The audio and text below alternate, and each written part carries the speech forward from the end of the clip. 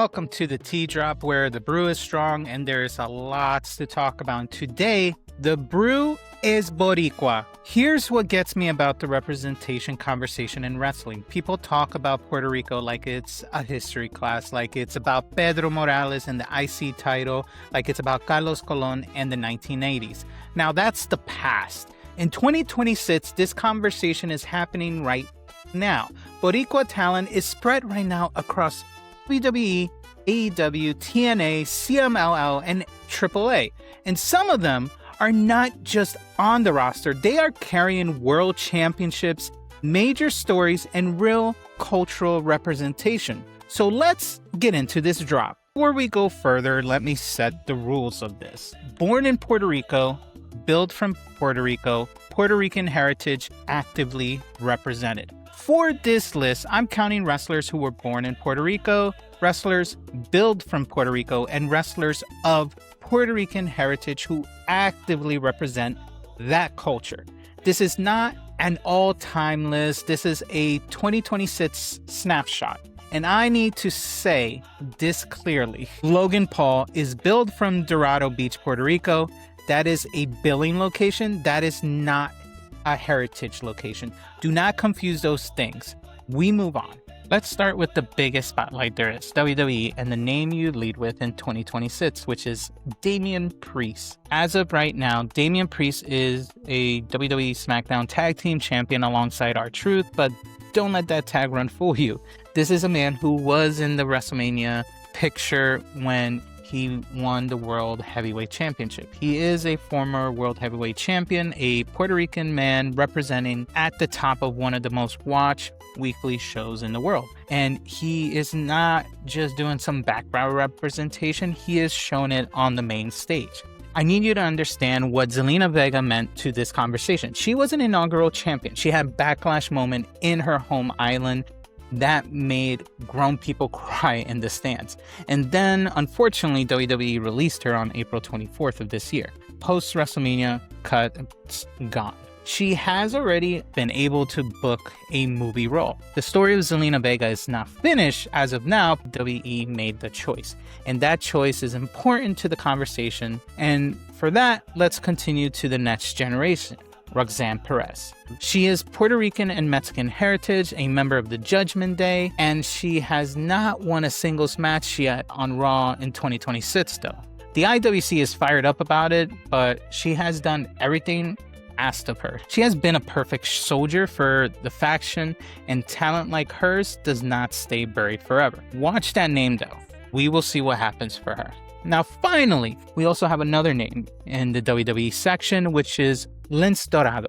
He is billed from San Juan, Puerto Rico as of his official WWE profile. He comes back later in this drop though, because Lince Dorado is operating in multiple worlds in 2026. AEW's Puerto Rican representation hits a little different.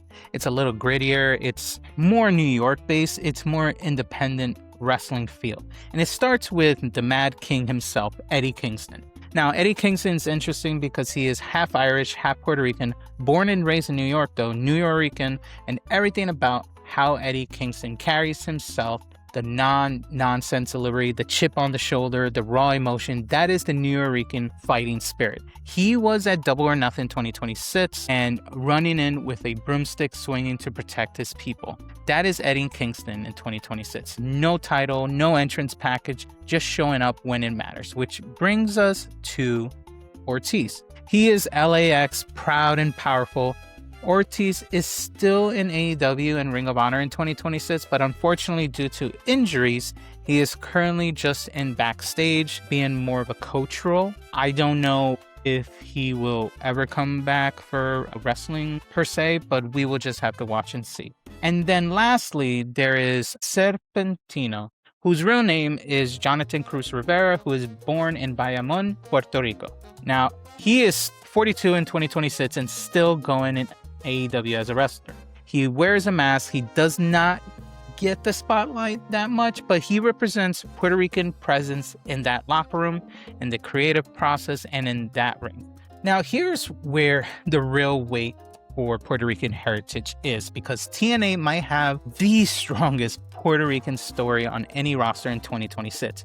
Mike Santana is the TNA World Champion, the first TNA World Champion of Puerto Rican descent. Let me say that again, the first. He won the TNA World title. He is Boricua representation, holding real weight front and center for the company in any promotion he works with.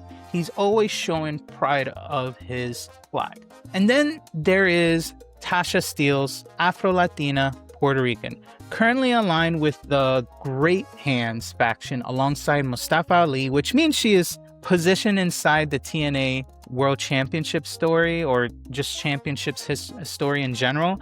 Not on the sidelines at all, or just a background character. She's in the middle of all of it.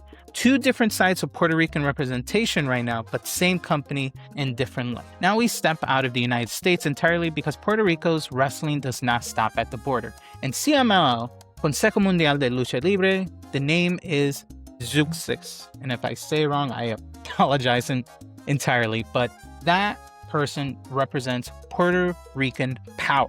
Born on November 3rd, 1988, San Juan, Puerto Rico, she came up through CMLL as a ruda, a heel, and she rose fast. Multiple championships, Mexican National Women's Championship, CMLL Reina Championship, competing in Japan.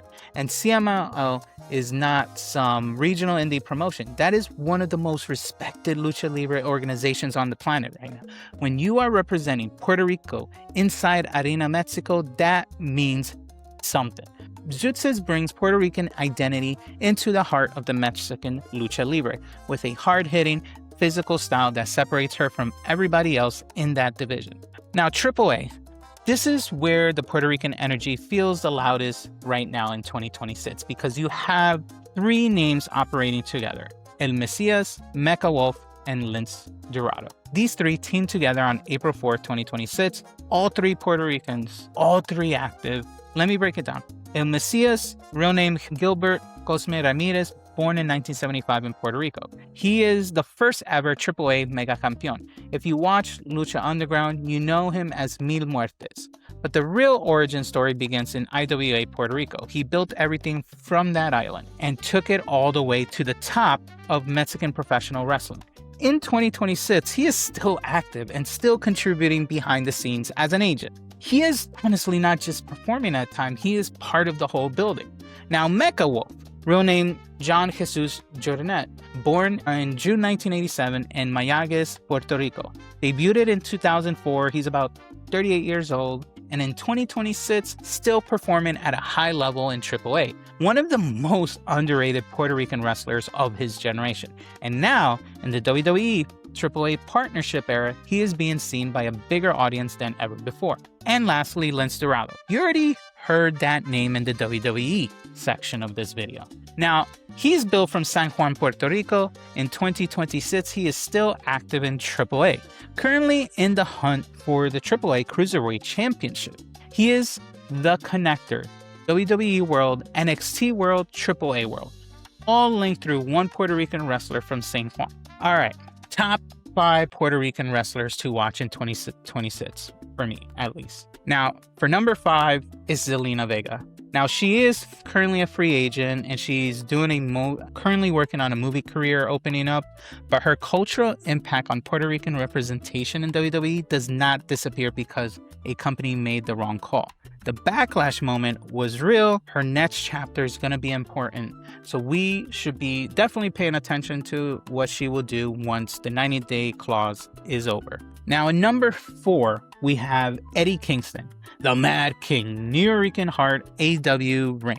Everything he does carries that Boricua pride in most of the time, even when nobody's handing him a trophy for it. And number 3, I will give it to, of course, Damien Priest. Now, tag team champion right now, but let's not forget he was a former world champion. Still in some main event conversations for the most part, but when it comes to Puerto Rican excellence, he is one of the biggest ones at the biggest stage in sports entertainment. Now, in number 2, Zeuxis, different world, competing in Mexico in a mass, multiple championships, representing Puerto Rico in one of the oldest lucha libre organizations on the planet. I tell you, do not sleep on her. Now, number one, of course, it's going to be Mike Santana. He is the first Puerto Rican TNA champion and is always defending it and showing his Puerto Rican pride. In 2026, he is part of the history that is happening as TNA is growing. So now I want to hear from you. Who is carrying, for you, Puerto Rican wrestling the strongest in 2026? Is it Damien Priest, Mike Santana, Eddie Kingston, Zelina Vega, Zeuxis, or whoever you think I might have missed? Drop your thoughts in the comments. This is Boricua Wrestling Conversation deserves way more attention. So let's keep it going and let me know what you guys think. And as always, if the tea hit right, hit the like and subscribe, and I will see you on the next video.